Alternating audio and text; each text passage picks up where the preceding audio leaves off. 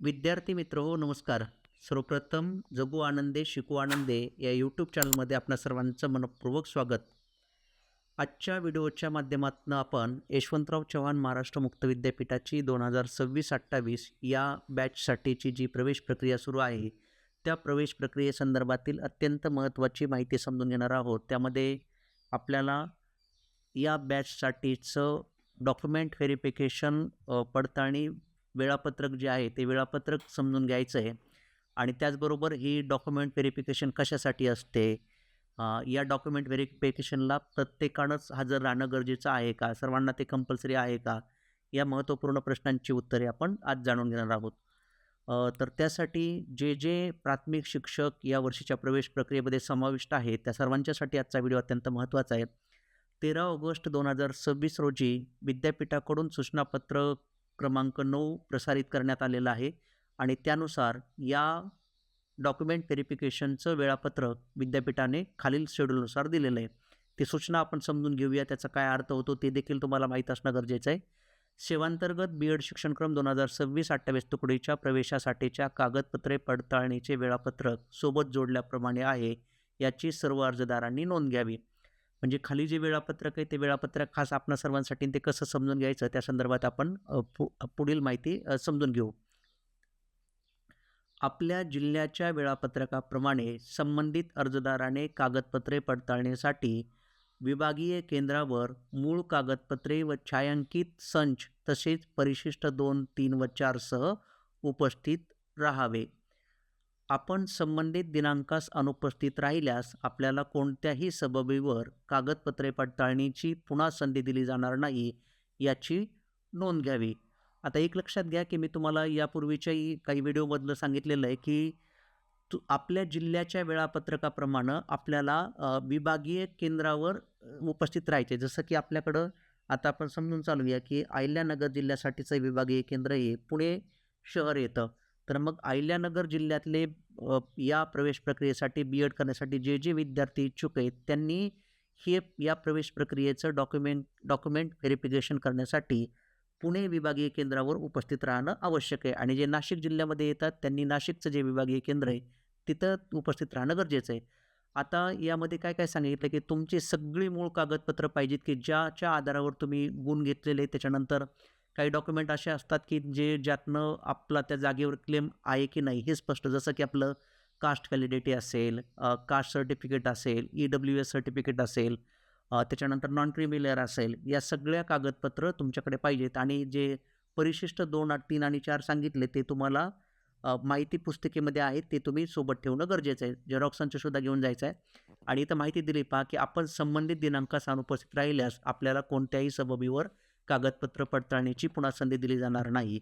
आता याचं मी तुम्हाला एका प्रश्नाचं उत्तर मला तुम्हाला सांगितलं पाहिजे की डॉक्युमेंट व्हेरिफिकेशन कशासाठी असतं.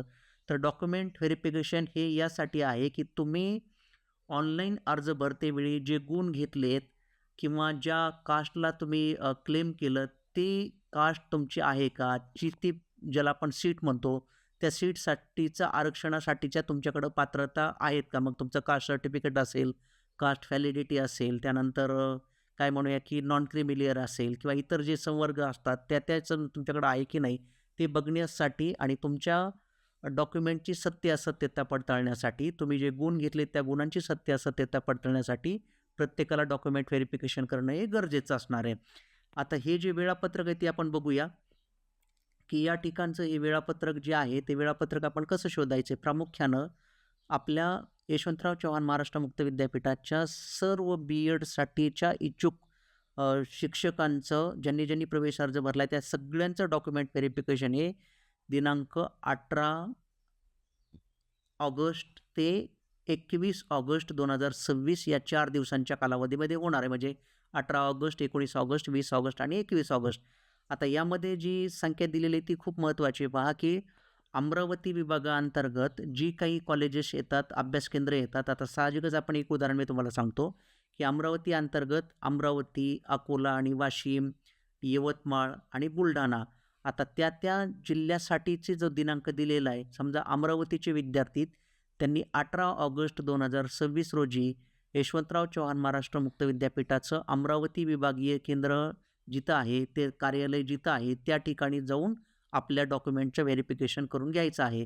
या ठिकाणी जी संख्या दिलेली तर ती म्हणजे किती विद्यार्थ्यांनी ॲप्लिकेशन केलंय, किती शिक्षकांनी ॲप्लिकेशन केलंय, त्याची ती संख्या आहे. आता मला तुम्हाला इथं सांगितलं पाहिजे, की अमरावतीसाठी 128 शिक्षक बी-एडच्या कोर्ससाठी अप्लाय केलेलं आहे आणि तुम्हाला यापूर्वीच्या एका व्हिडिओमधनं मी सांगितलेलं होतं, की प्रत्येक अभ्यास केंद्रामध्ये 41 ते 42 जागा असतात आणि मग त्यानुसार आपल्याला ठरवता येतं, की आपलं जे तुमची जनरल मेरिट लिस्ट पण तुमच्यापर्यंत आलेली कास्टनुसार, कॅटेगरीनुसार या सगळ्यानुसार आणि मग त्यानुसार तुम्हाला एक अंदाज करता येतो, की बाबा आपण इथं अप्लाय होऊ शकतो की नाही होऊ शकतो. त्याच्यानुसार तुम्ही तिथं जाणं गरजेचं आहे आणि दुसरी महत्त्वाची गोष्ट, की डॉक्युमेंट व्हेरिफिकेशन जर का केलंच नाही, तर तुमची ज्याला आपण काय म्हणूया, की तुमच्या मेरिटमध्ये तुमचं नाव येणार नाही, हे देखील तितकंच खरं आहे. मग त्यासाठी जे आपण मेरिटमध्ये पात्र होऊ शकतो असं ज्यांना वाटतं, त्या सर्व या प्रवेश प्रक्रियेतल्या कॅन्डिडेटनी आपल्या डॉक्युमेंटचं व्हेरिफिकेशन करणं गरजेचं आहे आणि ज्यांना वाटतं की माझे मार्क्स खूपच कमी आहेत, या मेरिटमध्ये मी बसूच शकणार नाही आहे, तर अशा विद्यार्थ्यांनी मात्र करायचं की न करायचं याचा निर्णय स्वतः घेणं गरजेचं आहे. आता एक उदाहरणादाखल मी तुम्हाला सांगतो, की अहिल्यानगर जिल्ह्याच्या सगळ्यात जास्त कॅन्डिडेट तुम्हाला इथं दिसतात. म्हणजे सगळ्यात जास्त स्पर्धा कुठे असणार आहे? अहिल्यानगर 338 लोकं आहेत आणि 338 पैकी किती जणांचं सिलेक्शन होणार आहे? फक्त 41 ते 42 लोकांचं. या उलट काय झालेलं आहे पहा, की हिंगोली जिल्ह्यामध्ये फक्त आणि फक्त 94 कॅन्डिडेटनी ॲप्लाय केलेलं आहे. म्हणजे साहजिकच हिंगोलीची स्पर्धा ही खूप कमी असणार आहे. त्याचबरोबर नागपूर शहर आहे. नागपूरची जिल्हा आहे तो नागपूरमध्ये फक्त 103 लोकं आहेत. त्या अर्थानं तिथली देखील स्पर्धा कमी असणार आहे. परंतु मग हे तुम्ही याचं जे गणित आहे त्याच्यानुसार ठरवू शकणार आहात, की आपल्याला कसं म्हणजे आपली स्पर्धा किती असणार आहे, आपल्याला तिथं मिळू शकेल की नाही, हे तुम्ही प्रत्येकानं समजून घेणं गरजेचं आहे. त्यामुळे ज्याला आपण काय म्हणतो, की ही माहिती तुमच्यासाठी खूप महत्त्वाची आहे. त्यातनं आपल्याला किती जणांशी कॉम्पिटेट करायचं आहे, त्यानंतर त्यांचं मेरिट कसं आहे, अशा अनेक गोष्टींचा आपल्याला अंदाज येणार आहे. आणखी एक महत्त्वाची गोष्ट, की डॉक्युमेंट व्हेरिफिकेशनच्या दिवशी तुम्हाला तुमच्या अध्यापन पद्धती, प्रथम अध्यापन पद्धती, द्वितीय अध्यापन पद्धती आणि ऑप्शनल विषय देखील निश्चित करायचा असतो. तो विषय कसा निश्चित करायचा असतो, त्याच्या संदर्भातली माहिती मी तुम्हाला या अगोदरच्या एका व्हिडिओमधनं दिलेली.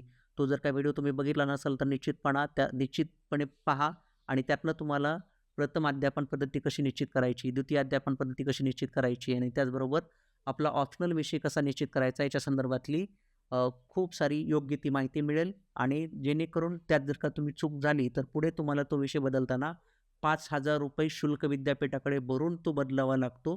त्यामुळे आपल्या कोणावरही अशी वेळ येणार नाही. त्यासाठी तो व्हिडिओ नक्की पहा. आजचा व्हिडिओ तुम्हाला कसा वाटला ते आम्हाला कमेंट बॉक्समध्ये सांगायला विसरू नका आणि हा व्हिडिओ आपल्या परिचयातील जास्तीत जास्त प्राथमिक शिक्षकांपर्यंत पाठवा, की जे बी-एड करण्यासाठी या प्रवेश प्रक्रियेमध्ये सहभागी आहेत किंवा त्यांना माहिती असावी म्हणून त्यांच्यापर्यंत तुम्ही ही माहिती पाठवू शकता. हा व्हिडिओ आपण शेवटपर्यंत पाहिलात त्याबद्दल आपल्या सर्वांचे मनःपूर्वक आभार. Thank you so much.